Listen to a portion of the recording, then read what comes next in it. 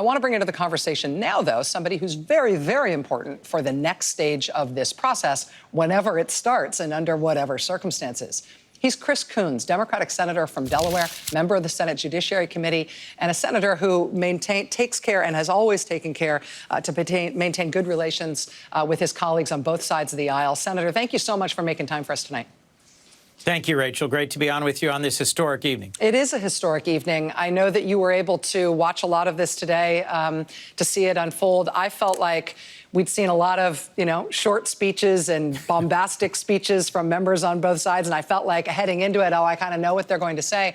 I found it completely compelling. I found it substantive. I found it, disappointing at times and juvenile at times, but overall, I found it to be an incredibly moving thing to watch, which I didn't expect at all. I guess I just wanted to get your perspective, both as a senator, but just as a citizen watching this unfold tonight.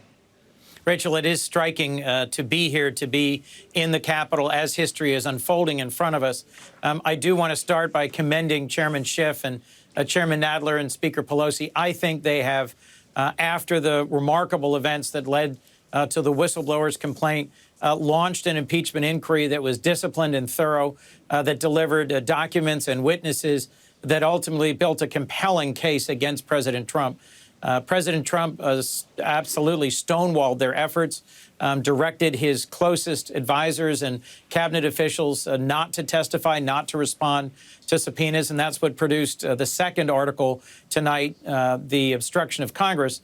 But the core charge that President Trump abused the power of his office to dangle badly needed military aid before an ally that's in real trouble from Russian military aggression in order to dig up dirt on his most likely political opponent in the 2020 presidential election. That largely remains unresponded to in the House. And now that this shifts to the Senate, what I think the American people deserve, our history deserves, the world deserves, is a fair and a real and an open trial in the Senate of these grave charges against President Trump. Do you actually think that you might get that? I mean, the immediate precedent here is telling and important because there isn't much other precedent to go on. There's only been 2 other impeachment trials in the Senate ever in U.S. history. But the immediate precedent of the Senate trial of President Clinton involved some of the same people who are in the Senate today. Yes. And they were all part of that process that was a sort of remarkable and civic-minded, salient thing. The Democrats and the Republicans, the leadership agreed on a set of rules that earned not only bipartisan but unanimous support from all 100 members of the Senate. They were all on board with the way the Senate trial was conducted for President Clinton. It feels like we're a million miles away from that sort of an outcome in terms of how Senator McConnell is handling this in the Senate. But that's me looking at it from outside. I don't know if closer to the process you can see any more reason for hope. Well, we certainly have a fairly divided and partisan Senate at the moment.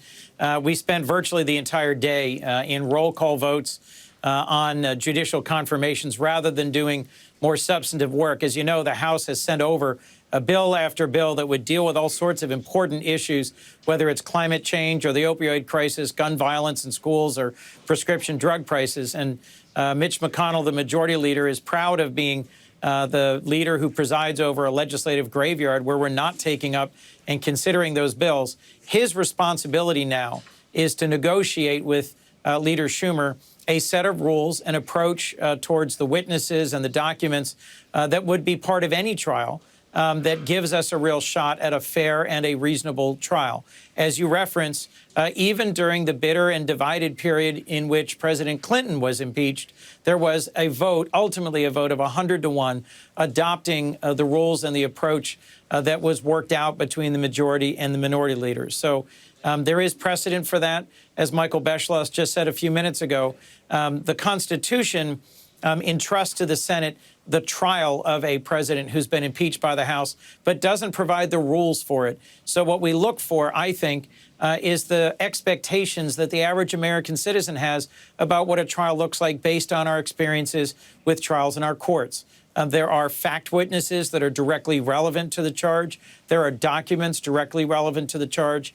And here, it is the president's own obstruction, his direction to his folks to refuse to deliver those documents or that testimony that is the second article of impeachment. I'll remind you, President Clinton and President Nixon directed their own close advisors and cabinet officials to testify, to cooperate with impeachment inquiries. That's a piece of what makes this so unprecedented. I also, Rachel, just have to share one thing with you. I got a remarkable thing today in the mail. I got this little package with a beautiful White House seal on heavy stationery. It's a six-page letter on White House stationery letterhead. If this is the president's response, if this is his defense, I got to tell you, it is unhinged. It is something that belongs not on White House stationery and letterhead, but really more on the ravings of a conspiracy blog or on Russian state television. It is meandering. It is unfocused. It doesn't respond to the charges rather than to denounce the whole thing as a hoax and an attack on the Constitution.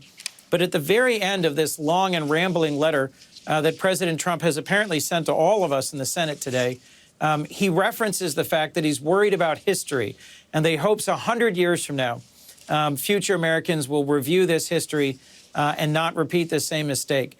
This is the first inkling we have of what kind of a defense President Trump might offer in the Senate. We don't know who will represent him, whether it'll be Rudy Giuliani, some of the House folks who spoke today in the Republican caucus, or whether it will be a disciplined and seasoned legal team, such as represented him in his defense in the Mueller probe. So I think we're in for a bit of a wild couple of weeks ahead, Rachel. I hope that Leader McConnell and some of my Republican colleagues look to history and look to the responsibility of the Senate.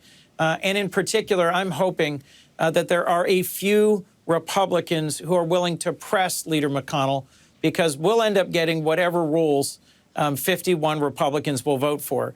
If 4 Republicans will look at themselves and look at their role and press Leader McConnell for an honest and an open and a real trial, then I think there's a chance we will get what history deserves. In the absence of that, I think we will have a very brief political theater, and I think it will be a grave disservice to the American people and to the great work that's been done in the House to really develop the record here and to send us a set of 2 impeachment articles tonight that are very well founded in the evidence presented in the House.